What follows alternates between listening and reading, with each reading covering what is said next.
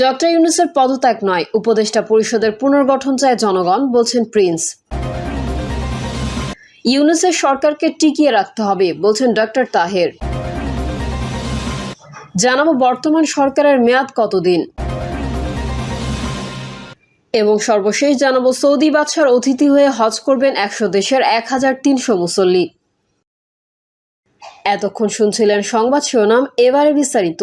তবে তার আগে অনুরোধ থাকবে আমাদের চ্যানেলটি সাবস্ক্রাইব করে বেল আইকনটি ক্লিক করুন। ইউনূসের সরকারকে টিকিয়ে রাখতে হবে, বলছেন ডক্টর তাহের।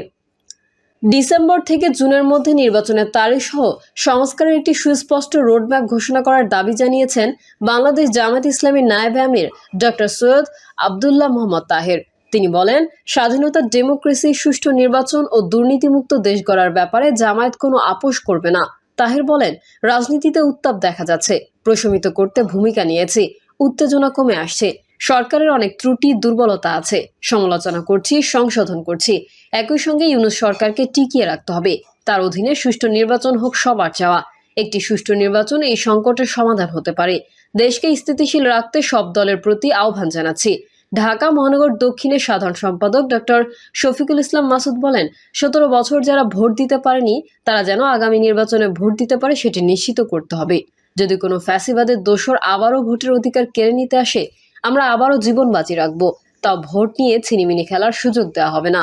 নির্বাচন কমিশন ও সরকারকে হুঁশিয়ারি দিয়ে বলেন, অবাধ, সুষ্ঠু ও অংশগ্রহণমূলক নির্বাচন দিতে কাজ করতে হবে, সংস্কার ও বিচার করতে হবে।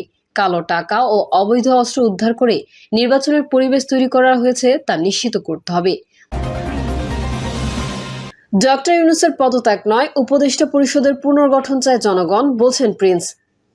বিএনপির যুগ্ম মহাসচিব সৈয়দ এমরান সালেহ প্রিন্স বলেছেন, প্রধান উপদেষ্টা ডক্টর মোহাম্মদ ইউনূসের পদত্যাগ নয়, দেশের জনগণ ব্যর্থ, অযোগ্য, স্বার্থবাদী ও পক্ষপাতদুষ্ট উপদেষ্টাদের পদত্যাগ চায়, উপদেষ্টা পরিষদের পুনর্গঠন চায়।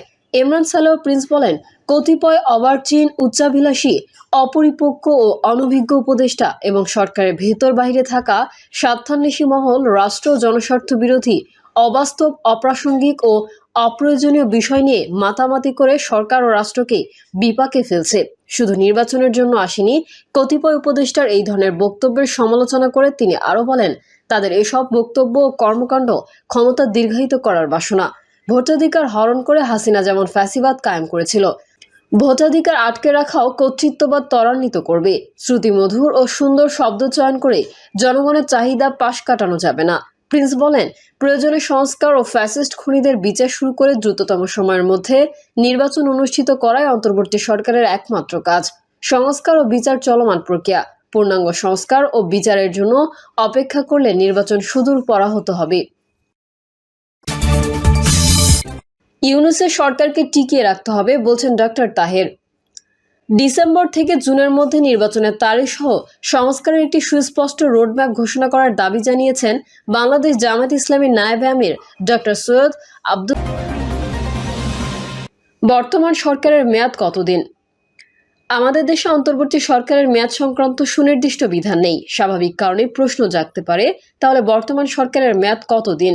গত বছর 5ই আগস্টে গণঅভ্যুত্থানে আওয়ামী লীগের পরাজয় ও পতনের পর 8ই আগস্টে এই সরকার গঠিত হয়েছে। গণঅভ্যুত্থানের যেমন একটি লক্ষ্য ছিল, তেমনি অভ্যুত্থানের পর মানুষের আকাঙ্ক্ষা অনুযায়ী কিছু বিষয়ে সংস্কার সরকারের এজেন্ডাভুক্ত হয়েছে। ইতিমধ্যে সরকার 9 মাস অতিক্রম করেছে। প্রশ্ন হচ্ছে, এই সময়ে সরকার গণঅভ্যুত্থানের এজেন্ডা বাস্তবায়নে কতটা সক্ষমতা ও আন্তরিকতা দেখাতে পেরেছে? এই সরকারের মেয়াদ কি অনির্দিষ্টকাল? মানসিক সুস্থতা আছে এমন সবারই বোঝার কথা যে কোনো সরকারের মেয়াদই অনির্দিষ্টকাল হতে পারে না। তাই বর্তমান অন্তর্বর্তী সরকারের মেয়াদ দেশের রাজনীতিতে অন্যতম প্রধান ইস্যু হয়ে দাঁড়িয়েছে। সরকারের মেয়াদের সঙ্গে অনিবার্যভাবে যে প্রশ্নটি আসে তা হলো, পরবর্তী সাধারণ নির্বাচন কবে? সরকারের পক্ষ থেকে তাদের মেয়াদ এবং সাধারণ নির্বাচনের সম্ভাব্য সময় সম্পর্কে শুরু থেকেই 2026 সালের জুনের মধ্যে বলে আসা হচ্ছে।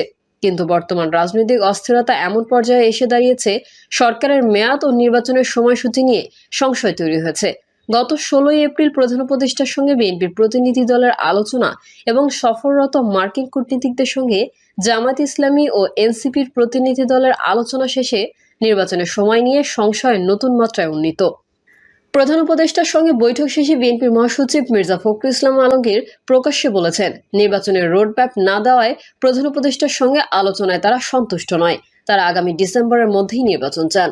পাশাপাশি বিএনপির মহাসচিব সন্দেহ দূর করার উপায় বিষয়ে বলেছেন, সরকার রাজনৈতিক দলগুলোর ঐকমত্যের ভিত্তিতে যেসব সংস্কারের কথা বলছে তা 2-1 মাসের মধ্যেই সম্পন্ন করা সম্ভব।